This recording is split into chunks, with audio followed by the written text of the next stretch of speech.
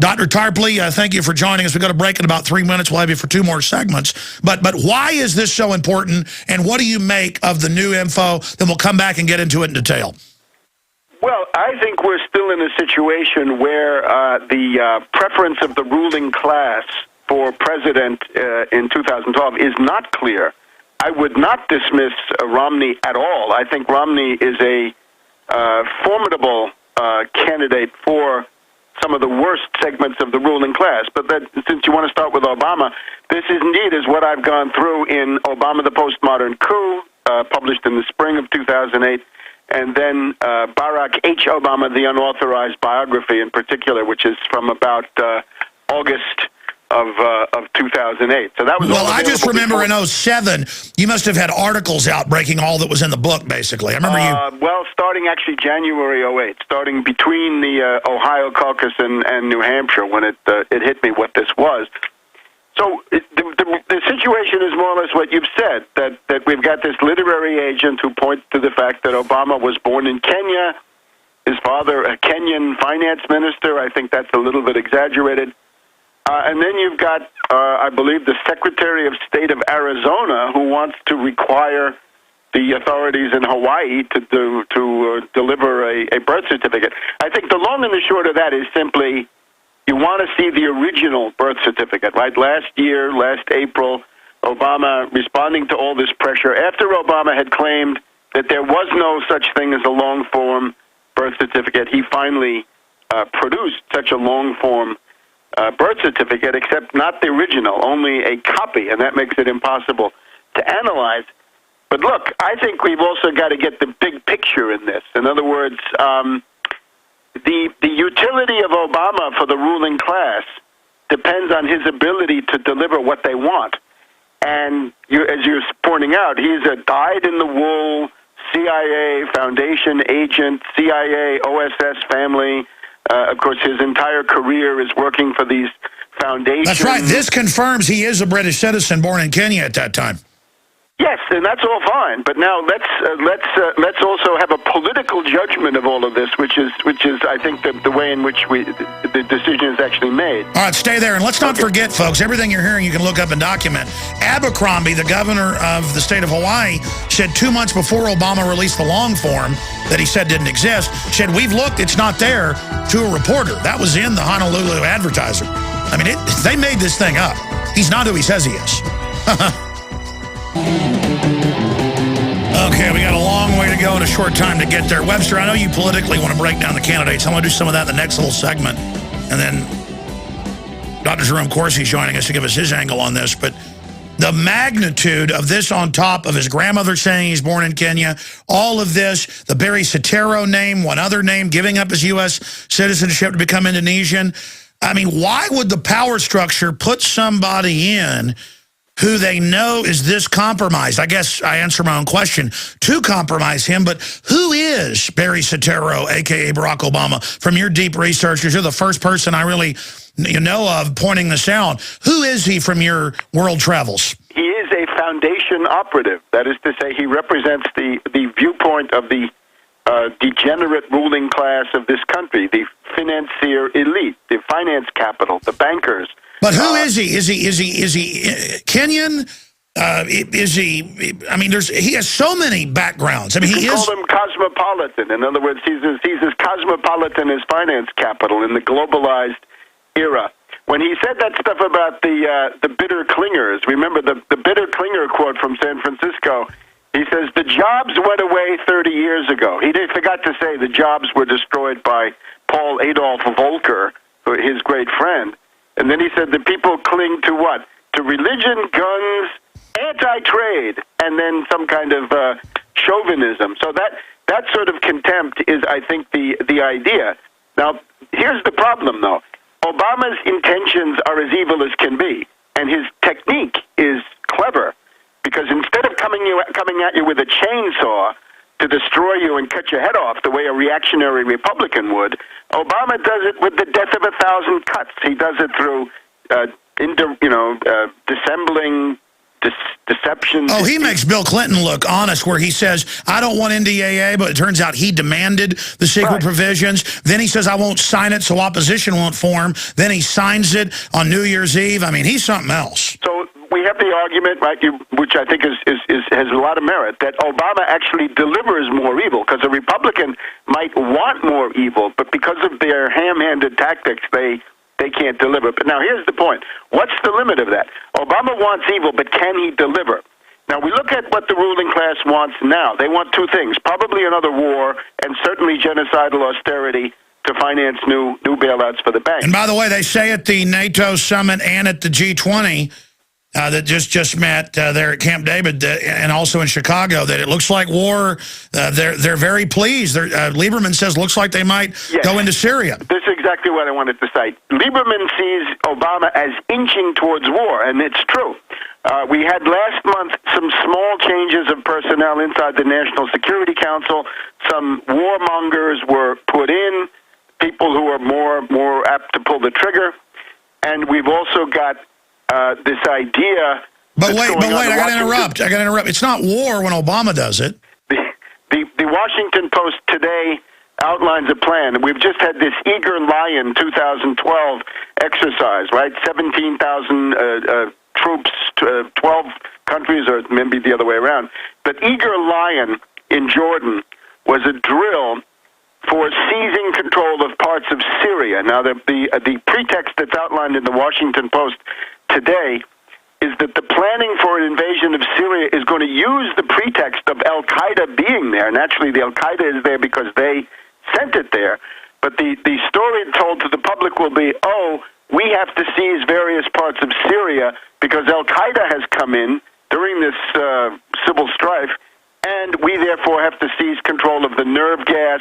And that's how dumb they think we are, because as you know, Rice said 2 weeks ago, Assad stepped down, or our jihadis will keep blowing stuff up. Right. And of course, the interesting thing, I would invite people, take a look at any good account of Hitler and Czechoslovakia in 1938. Hitler was deploying his own terrorists, his SS, his Sudeten Germans, to attack police stations in Czechoslovakia. And then he turned around and said, oh, my God, the Czech government can't maintain order in Czechoslovakia. I have to invade. So this is a Hitlerian tactic. But the question now is, will Obama do that? Here's the other dimension. The October surprise. We got these reports from Israel that the decision, once again, for war has been made, but that the war will come as an October surprise in this sense, that it will be an Israeli attack in October with the idea that Obama will be forced to go along and join in and escalate the Israeli attack, because otherwise he'll be portrayed as a weakling. But now here we reach an interesting point. Once we've talked about Netanyahu as this now having seized more power in Israel than he had before, once we've mentioned Netanyahu, we better talk about Romney. Because Romney and Netanyahu are two twins, and they have been bosom buddies, the best of friends, since 1976, when they worked hand in hand, cheek by jowl, at the Boston Consulting Group. In other words, we can see a personal alliance where Romney has helped Netanyahu. Romney was giving Netanyahu advice on economics and finance. Romney was telling Netanyahu how to design more effective economic warfare against Iran, and Netanyahu was giving political advice to Romney. It is an unprecedented personal alliance in modern times of two people at or near the top of their respective governments who have this kind of relation. And it seems to me this is one of the other reasons why you've got to take Romney absolutely seriously. This was all written up in the New York Times in the first week. No, I know, but I mean, take Romney. Bain Capital, that he still owns a lot of, is given double to Obama. And a lot of my inside Republican sources say the word is Romney may take a dive for Obama. But I respect your view and deep research on this. You think they may be thinking about removing one roll of toilet paper and putting a new one on named Mitt Romney? Absolutely. Now, here's the thing. I know you're focused on the Bilderberger, and rightly so, right? The Bilderberg meeting here in Chantilly, this is one of the places, it's not the only one, but it's a prominent one, where this kind of a decision might be made. In other words, if the Bilderberg group decides to throw its immense weight of finance and press and all the rest in favor of one candidate or the other. And 4 years ago, we were the only media there at the same Chantilly event. It's 3 years in Europe, 1 year in the U.S. or Canada. They said our sources have confirmed they are meeting there. It's a rather shabby hotel. I think I've been there. Well, I mean, it's a giant conference center. It's 5-star, but it's not. It's not as fancy as some of the things they've had. No, I understand. The idea. At this, point is, they were choosing Obama and Hillary there to finish my point. Yeah, last time you had, Edwards, Hillary, Obama, they all went, right? They were all, trying to get the support of the Bilderberg group.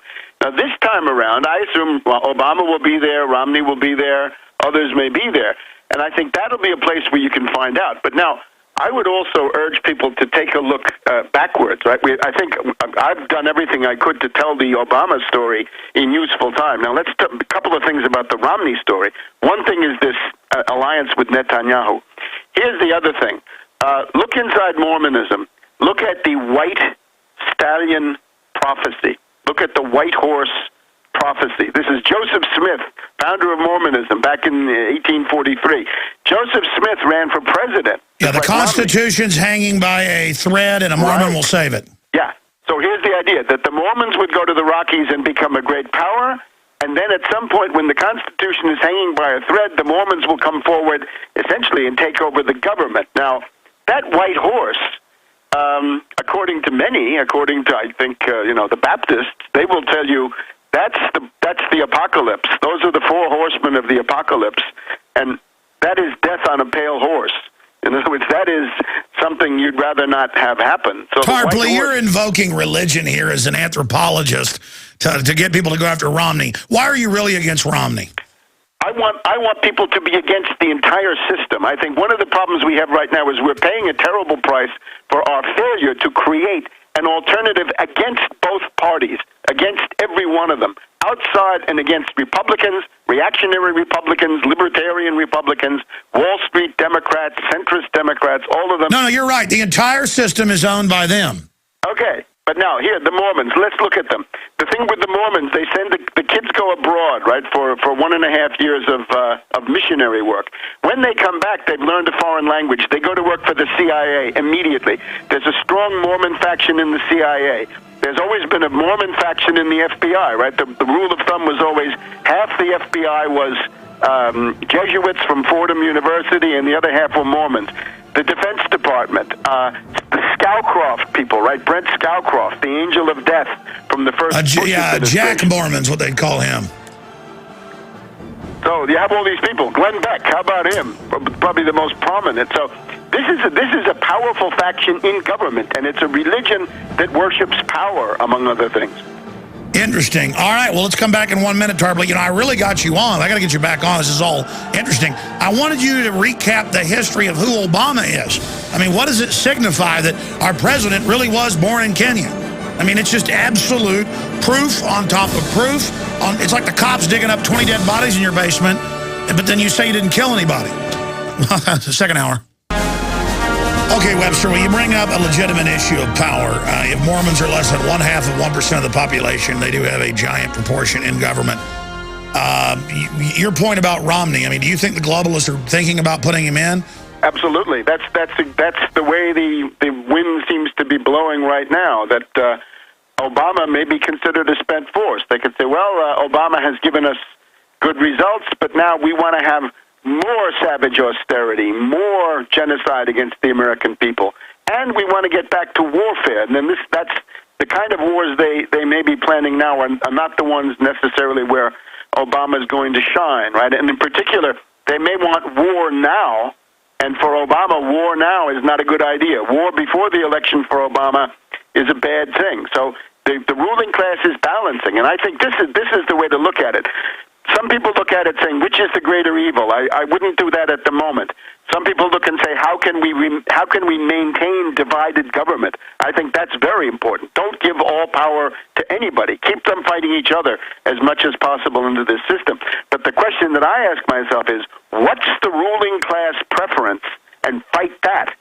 And that could be Romney. So far, it's been Obama. I agree. I agree with you. whatever the globalists are actually supporting, not what they're fake supporting, but what they really support, that's always what you want to be against. And undoubtedly, I mean, it was bad with Bush and his cousin Kerry. There was almost no difference. With this, they are so closely aligned by the same special interest. But what do you make of the fact that mainstream media now has to report that Bilderberg is even real, and there's so much attention on this, and we learned of the meeting place so early, and thousands of protesters are planning to be there after I called for Occupy Bilderberg? Well, the system is breaking down. There are challenges emerging all over the place, right? For the ruling elite in Europe, they were trying to impose this austerity, and now there's a rebellion. I would like to call everybody's attention to Alexis Tsipras and the Syriza Bloc, Syriza, in Greece. This is everything that Occupy Wall Street failed to be. Well, Occupy Wall Street, a failure dominated by anarchists, dominated by NATO agents. But you look at the Syriza Bloc, they've got a program: roll back austerity, defend workers' rights, democracy, jail the bankers, debt moratorium. They want to have... They've got an organization that's very interesting. He took 12 components and merged it into one electoral bloc. They've got a leader, this guy Tsipras, right? Again, what Occupy Wall Street didn't want. Tsipras, that sounds like something epic. Don't sell out. Okay, we're going to have you back probably sometime this week, Webster, because this is all intriguing. I want to get a world report from you sometime this week for a full hour. I want to look at things block by block from Coney 2012 into the Iran situation, into Europe. But undoubtedly, they don't want Europe to go the way of Iceland, because if they keep having failures and people realize, hey, it's the bankers, the mega bankers, and start burning banks, I mean, it's over for them. If they can have us fight with each other, they win. Absolutely. The Syriza Bloc says, stay in the euro, fight to control the European institutions, and have a debt moratorium. And with that, they're going to find allies, right? Even in France, things are moving their way. There's a rebellion in Europe against the austerity. Part of it takes the form of a rebellion against Merkel, right? This ignorant woman who runs Germany at the moment. We're almost out of time. Let me just ask you, because I know you want to just talk academically about what's happening currently. You say everything else is a diversion, like gay marriage or something, but that they're trying to football out there. Where is Obama really from? Kenya? I think that's probably a good guess. And obviously the question is blackmail. In other words, he has never produced the original of a real birth certificate so that everybody could look at it, right? It could be made available at the Library of Congress or the National Archives or something in a room, right, where you have to put gloves on before you come in. There are two cops standing there, but you could look at it, you could test it, you could do all these things. So the fact that they don't do this, the ruling class blackmails him, and by now everybody in the world blackmails him. I've always thought there's a syndicate to blackmail Obama, which has many, many stockholders. Boehner is a stockholder, McConnell is a stockholder, the Republicans, the Fox Israelis, News is using it so they don't get arrested for the hacking scandal. It's all a balance of blackmail. Thank you so much, Webster Tarpley. We'll be right back with the globalist.